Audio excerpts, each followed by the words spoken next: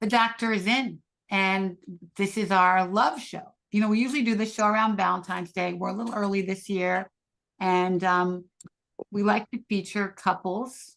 And you know, like love and basketball, this is love and breast cancer. And it's not quite the same thing. We don't have Sine Lathan, and we don't really have any sex on them on the video, but we're going to talk about all of it. And I love how you guys are some of my favorite people, you know that. And Jermaine is flying solo. We may have his wife here, but she's busy. So, but Yeah. But he's one of my favorite girl dads in the world, and I think he has a great story to tell. So you guys, let's start. And some of you guys know each other, some of you don't. So why don't we start with introductions? And Val, you go first because you've done this before. It's a piece of cake to you. I am Valerie Blackwell Howard, and this is my husband, Curtis Howard. We have been married for 37 years, 38 come July. I am a triple negative stage 2 breast cancer survivor. And guess what? I just made 7 years. So I am happy to be here tonight, and welcome to each and every one of you guys. Wow, 7 years. I forgot it was your life-versary. That's right. Party after the party. All right, Jermaine, who are you? Hi, my name is Jermaine Johnson. I am the husband of Latoya Bowes Johnson, who is a triple negative breast cancer survivor, triple negative stage 3B, 3C. Yeah, 3C. 3C, yeah. We've been married going to be 13 years in October. And she's an amazing thriver and survivor. She's out there now, not, out there just living right now. Amen. So hopefully she'll be able to join us here shortly. Yeah. And they have 3 beautiful babies. Beautiful babies. And yeah, with 3 girls. Yeah. How old are they? 5, 7, and 9. 5, 7, and 9. Journey will be 8 next week, actually. I know, it's her birthday, right? Yeah. Yes, I heard she's going to New York to see the Lion King, right? Yes. These little girls are world travelers. Yeah. And what do you want to do for whatever? Oh, we're going to Orlando. Yeah. No more little birthday parties in the basement. They just want to go to their plane. Get on a plane. But Latoya also got diagnosed after she was breastfeeding. Sugar, Jolie, yeah. Yeah, she was misdiagnosed. Actually, she was they initially told her it was a galactocele. But thank God, one of the techs, one of the guys that did the overview saw that the margins were a little suspicious, and ordered her to come back in, and they tried to aspirate it. Then we did further testing and found out that it was triple negative breast cancer. Thank God you did that. Absolutely. Thank God, right? Absolutely. Robin and Sid, it's so great to see you. It's been a long time since Mo's Farm. Yes. My name is Robin, and this is my husband, Sid. In 2008, I was diagnosed with stage 4 metastatic breast cancer that had metastasized to my liver, and not given a great prognosis, a couple months to live. And what I will say is that my husband refused to accept anything else. And so, although being metastatic, I will always have it. But I think now it's been about 16 years since I was diagnosed. And as a result, I have worked very hard to teach other women, how do we survive? How do we support our wellness? And what are some things that could help other women? Sid and I have been married 46 years. Amen. And we just celebrated our second marriage in Malta in July. And what I will say is I would not have been able to survive without him. Since the day that I have had cancer to today, he has never missed an appointment, and that was through years of chemo, daily radiation for a year and a half, all kinds of follow-ups and operations, and he has never missed an appointment, and is always there with questions and follow-up, and even when I give up, he refuses to give up. So that's a little bit about us. Amen. Amen. Love it. You want to talk? You want to talk? That's it. No, I mean, I just want to say that I believe it was my job to be the advocate that I am, because I mean, when she initially got diagnosed, the doctor wasn't very nice, and he actually told me that you need to go home and get her affairs in order. And I was like, nah, I don't think so. You know, Not on my watch, right? yeah, right. So when she walked out, Robin was all distraught, and I told her, no worries, because you know, God has this. You know what I'm saying? You'll be That's fine. right. That's right. And everything actually fell into place after that, and we never seen that doctor again. So it's a good thing. Hello. Absolutely.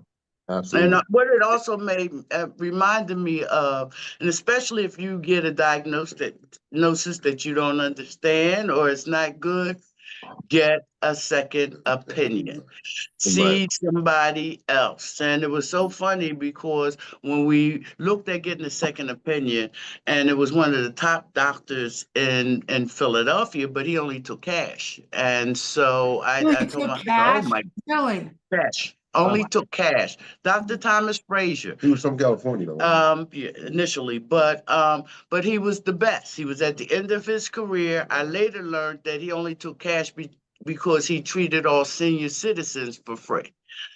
He was up on the main line in one of the $1 million offices, and I told my husband, we can't afford this. And he said, listen, we can't afford not to. He said, we can get the money back. We can't get you back, you know? And Amen. so you have to have somebody, and because when you get diagnosed like that, you start thinking crazy, you start giving up, and you really need an advocate that's in your ear, pumping you up. No, we can do this. No, it's going to be all right. And I think that gave me the courage to push and survive as long as I have. So what he did there was Dr. Frazier, he did a consultation, and because of the consultation that he did, and he told Robin, if you can find a doctor that agrees with me, then this is what you should do. And that actually fell into place, and she wound up with one of I guess the premier doctors in the country, who just passed away not long ago, Dr. Edith Mitchell. I don't know if you knew her. Yeah, everybody knew Mitchell. We knew her, and I was with her just a couple months before she died, and she was amazing. She was a mentor. But we were at this breast cancer conference, and they were having we were in Houston, and so it was like the third night of Mexican food in the hotel, and so she's like, Ricky, we need to go get a steak, girl. And so Liv was like, come with me, and we went out. And we went to there was a steakhouse in the hotel. I think it was a Hyatt. So we went to the steakhouse. We're sitting in the steakhouse eating our filet mignon with Béarnaise sauce and all the stuff. And she ordered, chocolate cake, this huge dinner. And then people kind of were walking by us. And by the end of the night, there were 30 people sitting at the table with us. And she was buying a steak. Wow. Crap. So, the hotel for the third day, but she's a badass. She was a trailblazer in this work. So, yeah. So Candace and David. Well, hello, I am Candace Edwards, and that's my hubby over there. We are not in the same space right now, so you may also hear my 4-year-old in the background. He wants to participate. That's Isaiah. And I was diagnosed with stage 2B breast cancer in 2022 after we had lost our second child. It was about a month after our miscarriage at almost 20 weeks pregnant. So to say 2022 was not a fun year, but one that really, we've been married for almost 8 years. So I feel like we have a lot to learn. I'm so excited to be around so many couples that have been here for a long time, but I couldn't have gotten through my journey without David. I went through a cold capping process to try to save my hair and do all the things. And only because of him, every single day, like you said, he didn't miss an appointment. He advocated for me when I couldn't advocate for myself. So I was so excited to be able to do this. You know, Ricky, thank you so much for even asking us to be here because, like I said, when I think of my breast cancer journey and I think of how I got through it, I think of David and the support that he provided. So I am now almost 3 years, cancer free. Amen. Amen. Amen. You And know, we'll looking talk at about your book in a little bit. Hey, Toya. Hey, Hi there. Toya. Hi, good evening. Sorry, I was delayed. Hey, baby. Working. How are you? How Working. are you? I had to work. Yeah, I'm so sorry Yes. about that. I love how these working couples are in I love it. It's our life, right, right, right. So Toya, your hubby gave a great intro, but go for it. Introduce yourself. Oh, wait. Let David talk. David, you want to talk? Okay. Got a lot to say, but I'm gonna hold it for as we get further in. Right. Okay, Toya, my girlie. Well, I'm Jermaine's wife, Latoya. Stage 3C, triple negative breast cancer survivor here. Been out of treatment. It'll be 2 years in April. It'll be 2 years in April. And just had my breast reconstruction about a month ago, but thriving and moving forward and just grateful to God just to be here, be alive and living in his purpose. Right. I think it's so beautiful just to see so many couples, men just being beside their wife's side going through this journey, because oftentimes going through breast cancer, there's a lot of time that couples split up during this time because of the stress that's associated with having breast cancer. And to see all these strong men that carry their wives through this journey, they wasn't just by their side, they was carrying them, as my husband was with me. So it's just great to see. And I like to see that it's different ages, different gaps between how long we've been married. So it's just amazing. It's all God. It's all God. I mean, I think that you all are all God's gifts to each other, you know. We lost Toya for a second and she'll be back. But you know, it's a hard journey. And you have no idea how many stories we hear that are the opposite of this. Yeah. That my husband left me, we've done shows, you know, or we couldn't get together, we fell apart after treatment or during treatment. And so, you know, I got divorced, you know, during treatment, you know, I had to realize, you know, and it was my choice, but it was still 30 years of marriage. I had to realize that I had to let all the cancers go, not just the one in my body. But I mean, I didn't have support. So I think that the fact that you guys have support and love and you know, sort of, I think the husbands helped me out with this. You know, we talk to women more than we talk to you guys, but I think you guys sort of found a purpose in this place. Well, it was, for me, it's just good to see, you know, the husbands and everything, because sometimes during this, even though we're there for our wives and we talk to our wives and everything, you know, we fight it silently because there's basically sometimes no one there that we can talk to. So just to see, you know, all the men that are on here tonight, it's a blessing to me, because I can see that, you know what, that with me and my wife as a man, I wasn't in this alone. I wasn't in this by myself. That there are men out there that are staying with their spouses, because we have to look at it this way. When we took that vow, I'm saying that vow is important. Correct. And in the times that we're living in, you know, people take though they don't take the vows that they took seriously. Right. We took it for richer or poorer, in sickness and in health. So that's the first thing I thought about. I'm coming because during the time that we were going, we had just moved from New York. We were up here in New Jersey 2 years. And it just so happened that my daughter had blessed us with a trip to Paris for our 30th wedding anniversary. and my wife knew that something was wrong then, but she didn't want to interrupt our trip, so she didn't tell me till after we came back. But even during that time, I was working nights, and my wife, we lived in Jersey, but her doctors were in New York. 2.5 hours away. So I had to. I was leaving work. I was working security, 12-hour shifts. I was leaving work 6 a.m, parked in front of the house. My wife come out, drive 2 hours to New York, stay there with her and bring her back, and still had to go to work that night.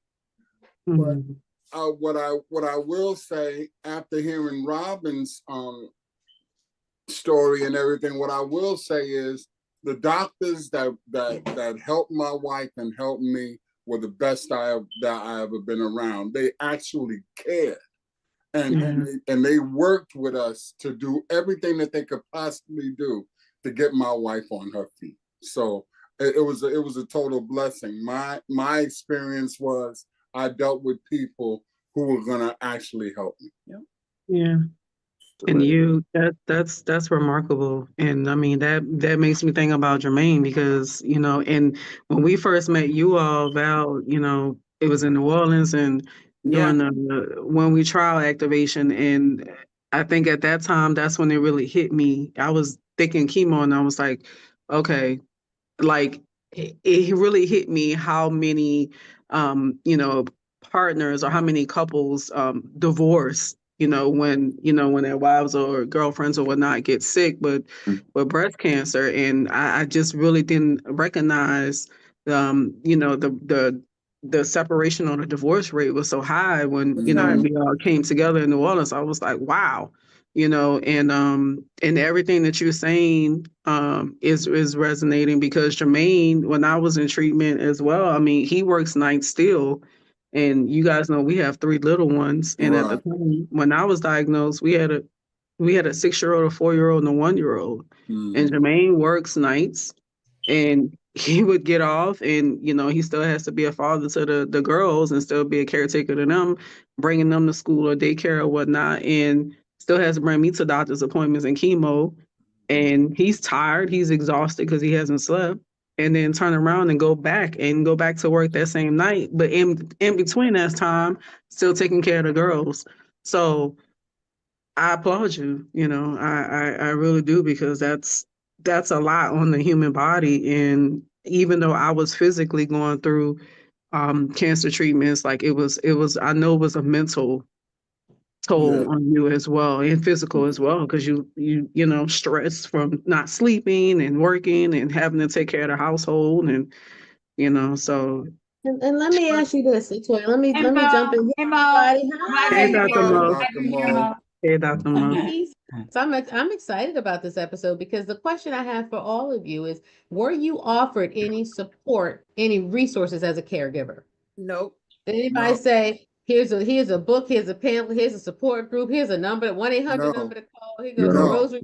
Nobody said anything, did they? No, they you know what, in our instance, they had a social worker speak to my wife and do that. But like I said, sometimes, and I'm not saying all the time, but in our instances, I'm saying I suffered in silence, because there was really no one to speak to. And this is new for me. I'm saying, as a man, we figure that, we can figure everything out when it comes to taking care of our spouses and our family. But this was a whole new episode. I couldn't, I was lost, but I could, even though I was lost in that time, I knew that I had to be there to do what I had to do for my wife. That's all I thought about. So it really didn't matter if I had to work. It really didn't matter how tired I was. Those things didn't matter. As long as she was okay, I was good. And he was at every doctor appointment, every surgery. He was at the hospital with me. He never missed an appointment, not one appointment. Because she went through so much. I'm saying, Ricky, remember when Val was given the Courage Award? Yep. Yeah. When she was given that Courage Award, my wife was sick as a dog. She was sick as a She was dog. sick. She got an award But from the she, CNBC. but she went up there, did what she had to do, Give her and speech. then I bring her back to the hotel room, and I had to cover her with a blanket and everything because she was freezing. Come to find I'll out, move over so we can see her pretty face. right? Come to find out that she had sepsis. Right. Yeah, she So was she was in the septic too. hospital another week or a month. She was in the hospital again. It was constant. The chemo, the radiation. She had sepsis, and they had the reconstructed breast surgery. I'm saying it was a lot, but through all that, we're still here, and she's still here. That's So right. I thank God Yeah. for everything because I couldn't have done it without him. But you'd be surprised when people actually speak over you. Because David and I were laughing because when I started my chemo journey, you know, when Dr. Moyu, when he asked that question, were there resources? We actually had a nurse come up to us and tell us the statistics. Like, why are you here? I'm really surprised said to him. What did she say, David? Like, Yeah, that's the running joke is that she was going to take me from you because she was very, very surprised to see me there, and she saw so many women would end up in there by By themselves, themselves. even taking Uber and Lyft to leave the chemotherapy session, and that left me very confused. Right. Like, I just expect me to be there. There's no question of if I Right. can be That's there. right. I'm going to be there Right. every single appointment. That's just no expectation. That's just no chance that I'm not going to be there at every single appointment. Wow. But it's So- but the expectation is that they're not supposed to be there. I remember when I was setting up my appointments for radiation, and it was like, well, what time do you want to come for the next year? And I said, well, let me check with my husband. And the woman busted out laughing, and she said, sweetheart, she said, let me tell you a little secret. Wow. No man is going to come to your radiations every day. He might come to the first one, but he's not going to be coming every day. So you might as well get over it. Robin, can I ask you, was that expectation because you was an African American, because you was Black? Because oftentimes they don't believe that our husband's going to stick with us anyway. So when we walk into the office and our husband are on our side, caring for us, carrying us, they don't expect to see this. But if it was a Caucasian person, they would expect it. So I think it's also the expectation of us being African American women. Oh, absolutely, because it's a lot of white Yeah. couples where the man doesn't show up, but it's the expectation that if they do show up, they will be the white men and not Black men. You know what I'm saying? And so, and sometimes they don't even engage them in the whole process. Yeah. Let me ask y'all though, because I think there's a lot of fear around employment, right? Because now one of you may be out of employment or on FMLA or something, and the other one is the breadwinner. You know, how did you navigate this in terms of work schedules and things? Because like I said, I think there's a lot of co-survivors, I'm calling, not caregivers, but co-survivors who are grappling with this, and they're afraid about losing their job, missing work, things like that. Any tips or advice for navigating that so that they too can show up for their people? I was downsized. So I worked in the banking industry for 30 years. So it happened to be like a year before I got breast cancer. My job was downsized. So I was at home taking care of my grandson. My husband just 2 years or 3 years beforehand, he retired from correction. 5 years. 5 years. So he already retired. So he just went back for the extra income. That's why he was working the security job, because I got cancer. We needed the extra income in the house. So that's what he just, you want to take because over? when I retired, I had been retired about 5 or 7 years by the time my wife got diagnosed. And I was working part-time because I knew that I was going to have to go back to work because I was only 51 years old when I retired. So, but then when they downsized my wife's position, I had to go back full-time because we couldn't survive on just my pension at the time and me working part-time. So I had to go back to work full-time. But scheduling wise, it didn't bother my schedule. We had Debbie. Well, I had my sister-in-law that helped me also, when she saw that I was about shop, she stepped in and helped me out. But work wise and everything, it really didn't matter. I still had to go to work. I still had to provide for my family because just like my wife said, till we moved up here, we were empty nesters. We were empty nesters for about 2 months. Because my daughter got called by the New York State Department of Corrections, and she didn't have anybody to take care of Jaden. Jaden been with us since he was 4 years old. He's 12 now. And he's a rock star. Yeah, he's 12 now. So I'm saying for me, I really didn't worry about losing my job. I didn't worry about any of that because I know that me being the husband, see, God was going to take care of everything. All I had to do was do what I had to do. Amen.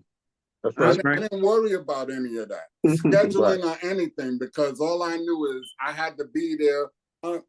You know what? Because it boggles the mind for me sometimes to see that a man would leave his wife when she's most vulnerable. Right. I couldn't allow that to happen. We still here. We still going strong. We'll be married 38 years in July. And I'm looking forward to a whole lot many more years if God. We could catch up with Robin and Sid over there. No, we're not gonna catch them. We'll be behind them. We won't catch them. They'll be your role model. They'll be your role Role model, absolutely. They'll be dancing. They'll be dancing. Right? Yes. They will always be dancing with the breast. To your point, for me, it's always been God, family, then me, then everybody else. There you go. Whatever happened, when I tell my employer, this is just the way it was going to be. You know. Now, thankfully, we were blessed enough that we took advantage of COVID and all of that was going on. So there was a lot of work from home and stuff like that. So that thankfully worked out for us. But we still had a child, so we had to schedule to go to chemo, and then the what was it called? The penguins, the cold capping that we had to do all day. So it was a lot, but scheduling, I would just say for everyone else, for practicality, you got to schedule your day because they can get away from you. But as far as my employer, it was just kind of, hey, this is what it is. I'm gonna take advantage of the personal leave if I need it. But thankfully, we were able to work from home and just make it work. And what was the most important part for me was him being there early on when I was getting the plan together. Because while I think most of us on here are so blessed that our husbands were able to come and be there and they made it a priority, I was one who was making up stories in my mind. I don't know about the other one, about like I heard the doctor saying one thing and having him being rational when I could not be rational. So key. So I told him, I said, I don't know what you have to do with your employer, but if you could just be there when I'm hearing about not just prognosis, but like what's the plan, because it was not in the right space. Exactly. Process that on my own. So I was just so grateful that he took the time. And what he told me was, we're going through this from the beginning. He said, this is not, yes, you are the one who may have to physically, he said, but we're in this 100% together. If we're fasting together. If you're eating this diet, I'm eating this diet. So something about that connection early on, like I said, was just so key. But to answer your question, that's why my only prayer is that if you can't get your schedule together for those who are going through this, come early to the early part when you're getting all the progress. The scariest part. That's the scariest part. Yeah. I think when you say that, Candace, the first thing that came into my mind was there's a song that said that's love. Yes. And that's all it is. That's love. Yeah. We're here talking about Valentine's Day, and the whole thing is that's love. Yeah. Because love don't separate, it brings you together. Because you talk about it on your wedding day. You say, for better or worse, in sickness and in health, but we don't know what that's going to look like. We come from all the happiness, the sunshine and the rainbow. And I can't speak for David, but we thought our bad thing was the baby being gone. We was losing our child. And to have that on top of it, you can understand it being too. I was expecting and told him, if it's too much, I would understand. Right. And I was just, I wanted to give him that out. I felt this reason, this desire to give him an out. And he just kind of didn't listen to me. So I don't know what that means. I believe that Praise God. wrapped up in this thing called love, right, is the innate ability to want to take care of, yeah. right? Whether we're talking about in this case, our wives or our children. Once you have that genuine love, inside of that is just something that clicks on. I got to do this, regardless of what we go through, because we had to play 3-car Molly with some stuff around here for 2 years, but we here, right? By the grace of God, we here. We just go and we just do, right? And like Curtis said, as men, we just looking at Curtis, and when I first met him, there's an unspoken understanding of the journey. And then when you talk, as caregivers, right? And then when you talk, you're like, man, he's going through the same thing that I went through, and that in a weird type of way that brings comfort. Right. In a weird type of way. No one wants to go through this journey alone. You know what I mean? So it's an amazing thing to be in love. And I question those that have left. There's no way. I mean, that wasn't even sometimes there wasn't a thought in our mind. That's not even so like it doesn't get to my mind to go where. We ain't going nowhere but to the doctor. That's all we going. You know what I mean? So yeah, it's I also But think that even- Jermaine made an excellent point when he said that they played Molly. I think that if you come together at the beginning of the process, okay, I've been diagnosed. What are some things that we need to rearrange in our household? Yeah. What is our finances like? What are some things that we used to be doing that we may cut out to put into another pot until we figure out the things that we have to do? What is my job saying about the time that I can take off, and how can we manage that? How can we find one of your friends or family to supplement when I can't actually be there physically? But sitting up front, making a plan, looking at what the finances are, looking at what your job situation is, and then moving from there. Because I found a lot of people, they jump into the process, and like a quarter way through the process, they're like, oh my God, and oh, my job and my finances. No, figure that stuff out at the beginning. What is it we're gonna need, and how can we manage this?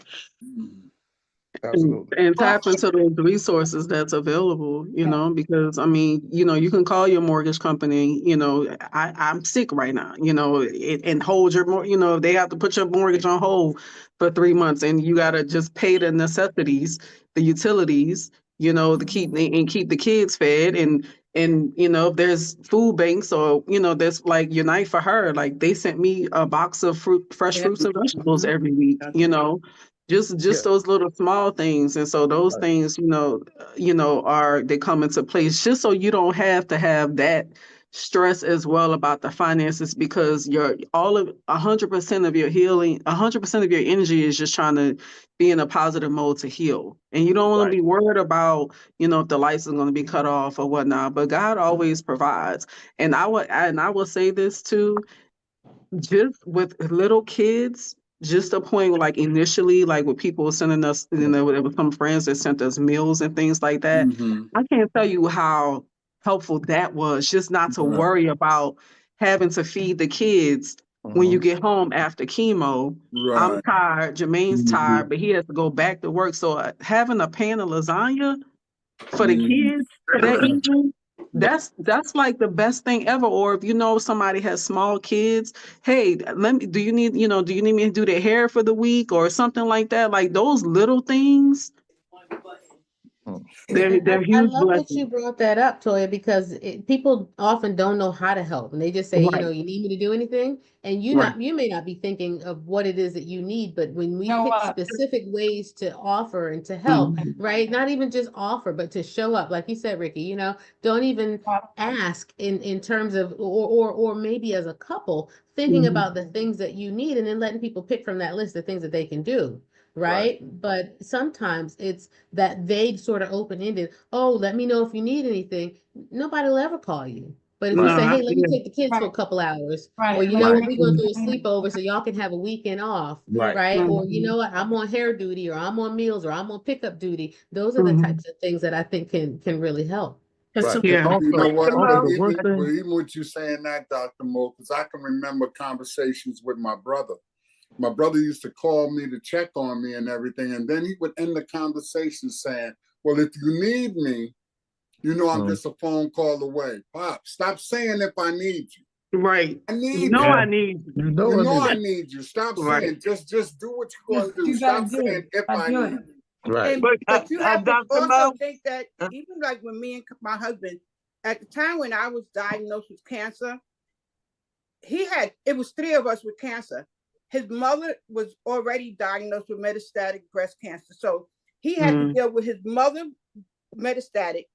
His wife was stage 2B, and then his brother had prostate cancer. So it was a lot of emotions on his Mhm. end, because here you go, the two most important women in your life, your mother, your wife, and then you have a brother. And how do you deal with everybody going through this disease at one time?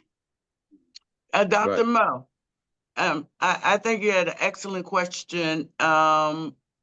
What are we doing for the male caregivers? Yeah. And I think that, first of all, hearing the stories today and how the men are inspiring each other and giving them this opportunity to talk and really refresh their spirit around what they are doing.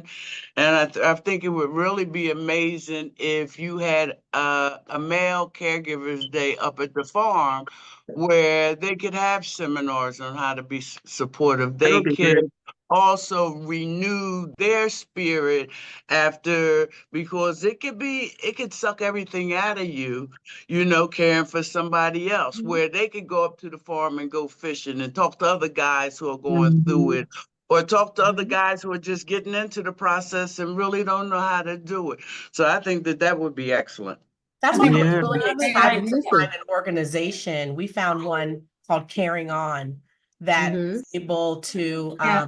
because it was We know honoring them. caregivers, and I was able to We had apply. them on the show. Yeah. Yeah, I I was able remember to, that. I was Yeah. able to apply for David to get, I asked him what he wanted in true man fashion. I don't need anything. Well, y'all just everything I appreciate it, but I want to do something. And whether we got to go to a dinner, or he got a massage, or he just got a day to go fishing or do whatever he needed to do. But you do feel an overwhelming, you just want to say thank you, because just because you do, and that's like, I'm just here, especially as a patient, feel the weight of people stepping in for you. And it's like you said, whether it is being highlighted on the show here, but also finding just ways to say, take a day, do something. Yeah. But I think the one thing that one of the things that admires me about Jermaine is that Jermaine has embraced the Blessy world. So, he models in the Blessy fashion show with me, but I mean, I think that, right? I think Jermaine, like, you sought me out. When Latoya, like, sort of introduced us, I mean, you're like, okay, well, Ricky, what have you got what have you got? Like, and I felt like you sort of just joined in with the Blessy world with us to see what's available and how we could help you. And like, I just, when was it when you had an MRI that time, and you said you need to come over here. But I went up to the house at 6:30 in the morning, was in the kitchen making lunches, cooking breakfast. Toy was upstairs primping. I mean, the the worst girl, thing, the worst thing you can do is get nothing, your right? thing, get the lunch, do the thing, Wait, like, wait. in the hair. Yeah. I love it. Did you hear what he just said? Say that again, Jermaine. I said the worst thing you can do is nothing. So you We're doing even everything. going back to that financial piece, right? The worst thing you can do is sit around and don't call. Call the mortgage company, call the schools, call the banks, the worst thing you Call can do your is sit around and sister-in-law, do call your nothing. church, somebody, right? Yeah. Yeah, He's we doing can't all afford to do nothing. Yeah. Yeah. I love He's it. a girl dad all the way with us little Oh girls. yeah, those Yeah. are my princesses. Like, Yeah, And, yeah. and Robin, to your point, challenge accepted, because I think we do need to normalize Yes. having these conversations. We need to Mhm. normalize resources and not make it a one-off, like, oh, you want to show up? Like, okay, this is, set the expectation. And then here are the resources to help you do that. So, Right. what I'd love to see out of that type of project, Rob, is I'd love to see a resource guide that kind of comes with, here's some things that you should know. You're a co-survivor with your wife. Here's some things that you ought to think about. Here's some resources, here's some numbers you can call. Here's a worksheet for how to ask for help. Well, here's a Mhm. worksheet to track your whatever, your to-dos and your Yeah, priorities so that you can jot them down and see it. But I do think that we should look at it from that really strategic way of not just say, brother, I'm here for you, but I'm here for you. And here's the book that I wish somebody had gave me. Mhm. Right. And right. we Right. really should look at that. Well, Right. we started a Facebook group a few years ago. The first time we did this show, and really no one really got into it too much, but it was called The Men's Touch. Yes. So if you go find it on Facebook, The Men's Touch, there's a group here. You guys can have a conversation, do whatever you want in this. I mean, I don't know if you want to do Facebook, but I mean, we did try to create that platform, but it's still not the same as doing some webinars like this or being on the farm. So we'll try to incorporate that into some of the work we're doing. I know, at Martha's Vineyard this summer, we're going to do a men's health day Mhm. and just talk about men's health and talk about, how to cope with everything that you have to deal with, whether it's, Mhm. maybe we can resuscitate the men, like having, like maybe have, like, I mean, we have support groups for blesties, but maybe we can have, having, we can do yeah, that. maybe, yeah, like, hey, Yeah. Jermaine Curtis, y'all can be the co-host. Yeah, Y'all can be I'm the the co-host. Yeah. Exactly. You got Who the wants job the already. job? Yeah, Well, no, hey, y'all could be the could like co-host. rotate. You could rotate through, so not everybody has to feel the burden of the work. Right, y'all can do, Well, yeah, we can exactly. set that up and call it The Men's Touch. And I like that.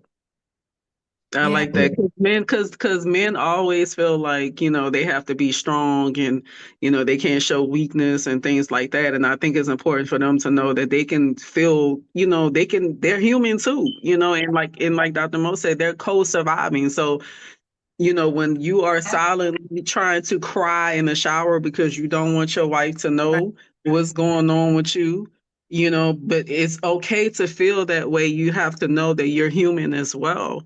And that, even though we're going through the chemo, you also need that mental health support as well. Yeah. And Because then support for, for him. it's Yeah. okay for boys to cry. We tell Right. young boys that it's not okay for them to cry, but it's okay. We should not tell, because I don't even tell my grandson it's not okay to cry. Men should be able to cry. They have feelings too. Yeah. Mhm. And they Robin can and Sid. Robin and Sid. Yes, yes, I'd like to say, well, first I'd like to say, I'm glad to see that all the ladies look well and they're still here, and I wish them many more years on this planet. And I wanted to also ask, what I really realized at one point is that when these ladies who are going through this situation are stress-free, they tend to heal better. And Say that again. yes. So I was wondering if the ladies felt like their husbands relieve a lot of stress on them, which help you to heal even better and quicker. Yes. I- Did you So say? I Did think they that's what relieve stress? I think that's what it's about, helping the ladies to move through the situation as stress-free as possible, because stress is not good for cancer. Exactly. Yeah. And that's what Point. I think that's what initially caused my cancer is stress. Mm. Because I always tell everybody that song that I'm Every Woman, I can't stand that song because I do not want to be Said I, not every woman. It's not all after in my me. diagnosis with cancer. I'm like, I refuse to be every woman anymore because I had like 20 hats and I tired. And I always tell everybody now, my piece is non-negotiable. Yeah. I got that from Ricky. Non-negotiable. And I even like at home, I'm saying, I don't want to be the cook, the cleaner, all this. I want help. Right. I Let don't want me to be ask y'all stressed with this anymore. So being able to have a mate, a spouse that helps me with that relieves so much stress. So I try not to get stressed over anything. Yeah. Mhm. And with my wondering, situation being so similar to LaToya, I Mhm. think, I had a 1-year-old at the time, so going through that and trying to be super mom and not have him impacted. That I had a husband who was making sure, that not only was he taken care of so that I could go through the treatments, and good job. See, he's saying good job to him right now. So there's a lot of folks watching who Yeah. don't have that loving relationship, who maybe got divorced, who might be in something toxic. And I wonder if you could talk to them almost along the lines of what you're saying, Sid. Like, what should they do if they're in a relationship that does not feel like this? It doesn't look like this. What advice do you have to them to either turn it around or recognize when it may be time to cut those ties? Like, talk to the people who are sitting there watching, like, well, I don't have that. I wish I had that, but I have, absentee husband who's always working and he thinks that he's doing the right thing for me, but he really isn't showing up for me. Give some advice to. I would say communicate with them. Tell them what you really feel. Like, I have deep conversations with my husband, and sometimes I always tell him in a loving way, I'm not saying this to hurt you or harm you. I just want you to know how I feel, because if you don't know how I feel, we can't solve the issue. So let's have this conversation and try to resolve the issue. Now, if the issue is not going to be resolved, now I got to pray about it, and I may have to step away. Like Ricky said, it was her decision to step away because she knew at that time she had to leave. And you're going to have to make up that decision yourself. Is it time to stay or is it time to leave? Because at this point, I tell everybody in my life, and when Candace talk about young kids, listen, adult kids can be stressful too. You got 28 years old, 30 years old kids, that can be stressful too. It's not on no little baby. I'd rather have the babies than the adults. Because at least they can't talk back to you. The oldest one, they keep coming to you telling you, oh, I'm grown, but they don't want to listen to the advice. So listen, I'll take the kids any day.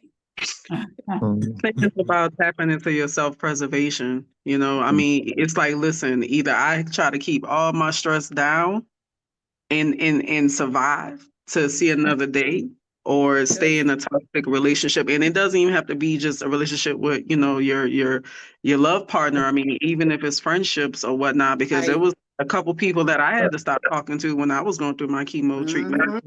You're not going to call me and lay your problems out on me. You're not going to talk to me that way. Do you know I just left radiation today? Do you know I have to go back to radiation tomorrow, every day this week? Like, so you have to become selfish when you're going through cancer. And then even post-cancer, I'm still selfish with who I lend my time to, because I don't want to go back into that stage, because I have 3 little girls who I'm not going to leave here young and motherless, and I don't want to leave my husband. So you have to tap into self-preservation. And if that means cutting off toxicities, it doesn't have to be cancer toxicities. It can be friendship and relationship type toxicities that you have to remove from your life in order to move forward in life. Right. You have to constantly retill the soil. You have to constantly retill the soil. Constantly. That's a very important retill the soil. Yeah. That's a very important point that LaToya just made, because when people called the house, I used to tell them, we're not going to have the conversation about cancer. If you're going to, if you're going to talk to her, you can talk to her, but we're not talking about the cancer situation. You know what I'm saying? We're going to talk like regular people. If not, then don't call. And also not any drama, because what ends up happening is that everybody want to hear the story. And then what you end up doing is telling the story over and over. And you re-traumatizing yourself. And I distinctly remember my husband screened all phone calls that, please don't ask about the cancer. If you want to know something, ask me. Please don't tell about no drama that's going on in the family or what happened yesterday. We're not discussing any of that.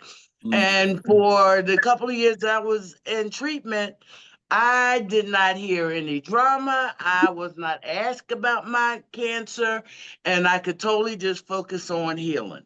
I tell everyone, if you wasn't coming around me to speak life into my life, stay away. I didn't Mhm. want anyone around me that wasn't going to speak life into me. I didn't want the crying. I didn't want the boo-hooing. I didn't Exactly. want the pity. I wanted everyone that came in, and those that couldn't do that, I had two sisters that stayed away from me for 2 years because they Mhm. couldn't deal with what I was going through. But I had Yeah. to learn that God had to separate them for that period in time because I needed to heal. And he gave me this whole big group of women that understood what I was going through. So I'm always thankful for that. But I said, you know what? Take a pause and say, if you're not speaking life, go the other way. Yeah. One thing that Candace did well was she had a lot of cleansing conversations. I think because when these difficult times, I always like to say it really enhances the faulty relationships. So the relationships may have already had a poor foundation anyway. Right. So these difficult times only makes it worse. And so she had a lot of cleansing conversations with those. Some went well and some didn't go so well. But you got this touch of your own mortality. You're like, I only have this much time left. I can't use this time to waste on bad relationships. So being able to cut people off and let them go and move towards people who are positive and speaking life over you, those are the relationships we really, really focused on. Yep. And I was the same way. good I'm advice. cutting everybody off. If you calling her, asking her about Yeah. cancer, you stop calling her about that. Ask her about something else. Let's talk about you. What is going on in your life? That's love. I think that's a real declaration of what love looks like. It's when you are not only doing the things that you can do for that person, but you're helping to guard them against the things that are coming at them in the world, and you're shielding them from those things. That to me is a really important That's component. love. Yeah. That's, Yeah, you know, that's we're love. not going to accept this. Here's the boundaries. Yeah. Yeah. Here's these are the rules of engagement to talk to my wife. But this is something that David said a lot, and I didn't really embrace it as much as he said, we're going through this process. Right. That I want you to remember that you are not the illness. And he said, these people who are coming around, you're not Candace with cancer. You are Candace, the person who you were before. You have the same dreams, desires. Yes, this thing is going on, but he was very, very big on, while we're going through this, let this not become our identity.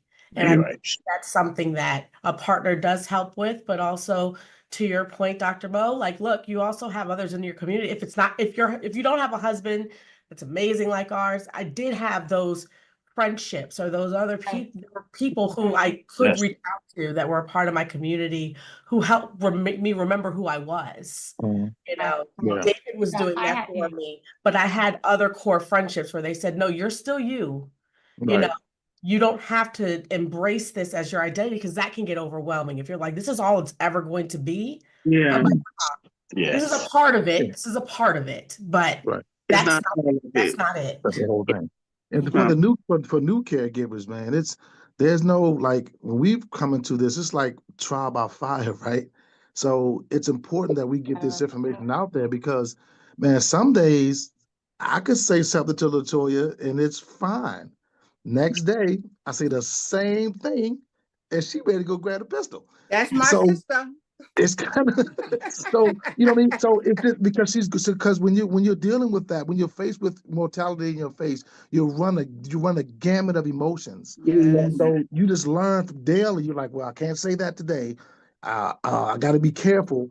You know what I mean? So as a new caregiver, you want your spouse or you want your loved one to heal and to be better, but we don't have a handbook for this, right? So I think it's important that we get this information out and let the other caregivers know, man, look, it's okay. They're gonna have their days, their good and their bad, their ups and their downs. But always remember, it's like they're looking at their mortality. When they feel like someone is playing with that clock, then it could mess with your mind adversely, right? So we have to have that understanding, man. And it's a daily struggle, you know, to be able to, it's a fine line to try to navigate those things where you don't want to add stress. You just want to help. Oh, it's going to be okay, baby. Well, how you know it's going to be okay? I You know what I mean? think So, that you know, it's a, you know. I think one of the very most special things that my husband did for me was when I went in the shower one day and my hair was coming out, and I already had my double mastectomy, and I have a mirror that I used to run past in my bathroom. I would never look in it. I didn't want to look at myself because I didn't like the way I looked, my body image as a woman. I didn't like to look in the mirror anymore. And that day he held me behind my back, and I get emotional when I think about it. When he held me and he told me that, and he made me take off my top, and he made me look at myself, bald head and everything, and said that you're still beautiful. You know, that your breasts and everything in your head never define who you are. Because I didn't marry you. I married you because I love you. And that was such a eye opener for me, because it wasn't about, can we make love tonight, or can we do this tonight? Or he wasn't concerned about I was more concerned about my body image than he was. And when that clicked, then I was able to deal with this cancer diagnosis even more stronger than I was. Yeah, because I was at a point where I couldn't allow her to lose herself. Yeah, right. I couldn't allow that. I couldn't allow that. You know what? Things are happening in our lives right now, but that doesn't change the love that I have for you. Right. I'm here through everything. That's what I signed up for, and I'm gonna be there. Don't worry about this. When my wife had locks and they went down her back, when her hair started falling out, I got my clippers. I shaved her head. Same thing here, brother. I shaved her head. Yeah. You know what I'm saying? We're going through this together. Right. That's right. You know what? I'm thankful that you know, as caregivers, that we can sit here and talk about this and express it, and we should get a panel or something together so that we can help others, because a lot of the times we went through this by ourselves. Right.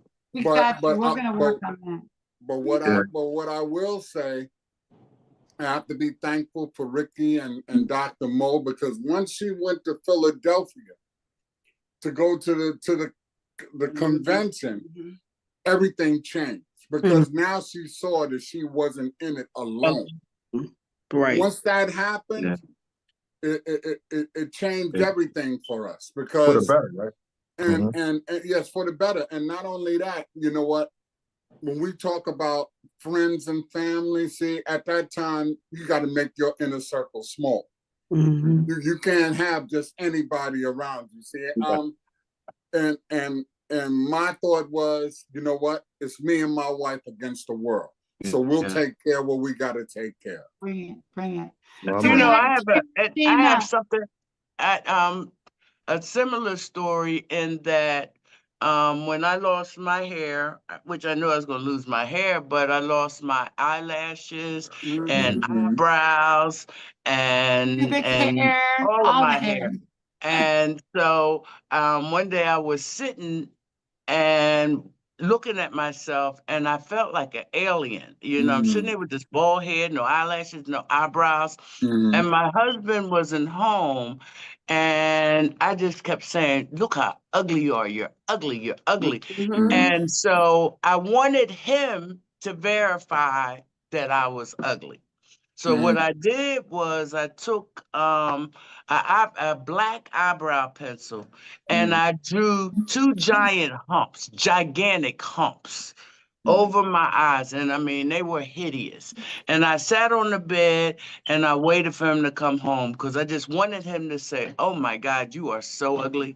And I sat there, and when he came in the room and he saw me, and he went, and I said, what? And he said, no, I just remembered I forgot something. I said, yeah, right. And he left, and he walked out the door. And I said, yeah, he couldn't say it. He couldn't say how ugly I was. Well, on his way out the door, he took a picture of me and went over to the beauty supply house and asked the little young girl, this is a picture of my wife. Can you teach me how to make eyebrows? And the woman sat there and let him practice, and he learned how to make eyebrows. And then he came back and he said, now let's draw you some appropriate eyebrows. But The thing is not getting frustrated by the situation and also keeping humor. Find stuff to laugh about. Right. Don't let the cancer suck your joy. Right. Have a reason to laugh. Even sometimes I walk around with my bald head and big earrings and say I was Zara from another planet, here to observe you, you know, just to keep it fun. You got to keep it fun. You got to keep the laughter in it. Yeah. Right. Yeah, yeah. So Dan Rashima, we were on Eastern time. Sorry. You on mute. I figured that out after the fact, Ricky, but listen, I couldn't have gotten here any earlier anyway because I was on with a client And I was working. and she So was tell at your work. story. So, Tell your story. but listen, I just wanted to speak to what Valerie and Robin were saying, that the right person, right? The right person for you will not only see the beauty in your scars, in your bald head, and your everything, but they will help you see it too. So I love what Robin said. Robin, I don't know which one is Robin and Sydney, but I love what she said about about him saying, I'm gonna go learn how to draw these eyebrows on my wife. That is beautiful. Yeah. And then Miss Valerie, like, love these stories, y'all. Okay, baby, you can talk. This is Dan Rashima. Hi. Hello, everybody. So I just celebrated, I'm coming on celebrating 17 years of cancer remission, y'all. Man. So I celebrated last week. Yeah. And Rashima, my wife, was my caregiver when I was going through treatment. We weren't married then, but she was my caregiver. And y'all, it was so funny because we got into an argument one time, right? While I was going through treatment. And I was like, get out of my house, and this and the third. And she went to her own place. And then she said, but I'm coming back to change your bandages. Like, man, y'all, like, you really have to have, I love these stories, and I love that we've all found people to love us through it. Yeah. Right? Like, Rashima and we started out as friends. We were friends when I was going through treatment, and we were having arguments because I was in love with this woman, but I couldn't tell anybody. I couldn't tell myself. I couldn't tell my mama. So I was just going through a lot emotionally while I was going through this journey of breast cancer, right? And one of the things that I say about breast cancer is it has a lot to do with our mental and emotional well-being, right? And what we're going through personally in our lives. I know we're living in toxic times, right? The foods that we eat, the air that we're breathing, the stuff we're putting on our body. But I believe a lot of it has to do with, I tell people all the time, I stressed myself sick. Stressed myself sick because I was in love with this woman and couldn't tell nobody, not even myself. You were married to another person. I was married to a wonderful man. Wasn't nothing wrong with him. Wasn't nothing wrong with me. The shoe just didn't fit. I felt like, what's the cartoon? Cinderella. The shoe didn't fit. The shoe just didn't fit. And it took breast cancer the second time, right? I'm a 2-time survivor. And it was during my second diagnosis that my nurse said to me, you know what, Dee, you got to reduce the stress in your life. Y'all, it struck me like a bolt of lightning because I had never made the connection between stress and what it was doing to my body, right? It was like the light bulb came on, and I was like, you know what? I can't keep living this way. I have to live in my truth, and I have to do it regardless of how it's going to affect, because I was concerned about my mama. I was concerned about my kids. I was concerned about hurting my then husband. I was scared, right? I was terrified. But when she said to me, you need to reduce the stress in your life, it gave me the courage to finally live in my truth. And now I'm 17 years in remission. Amen. And happy. And happy. And happy. And happy. I'm so happy. Lady is one of the best things to ever happen to me. Like, You gotta say that. You married to me. I never said I'm over here like this. You got it. I always say stress. I always said it was stress that caused my cancer. Oh, all the way, Yes. straight, all the way Oh, straight, everybody. Always say all the way stress. straight, all the way straight. Always You know, straight. I wanted to tell you another advocate story that is really kind of key because you have to have a caregiver that's relentless. So one day, Sid came home and I was just sick as a dog. I mean, I was standing across the bed and he's like, "What is the matter?" And I said, I can't get myself together today. He was like, "Where are those pills?" I said, "Well, I don't have any more." And they said that they won't give me no more until next month. He said, "They won't give me no more." I said, "No." He said, "Give me the bottle." I said, "Sid, I can't get no more of those pills." He said, "All right." So he went down to Jefferson's pharmacy, stood in line, a very nice lady.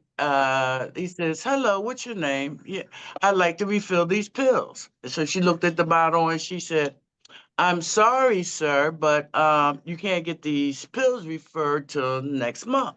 And he said, "I understand that, but she ain't sick next month. She's sick now." She said, "Well, sir, it's nothing we could do. We can't refill these pills." So he said, "Okay, so I'll tell you what."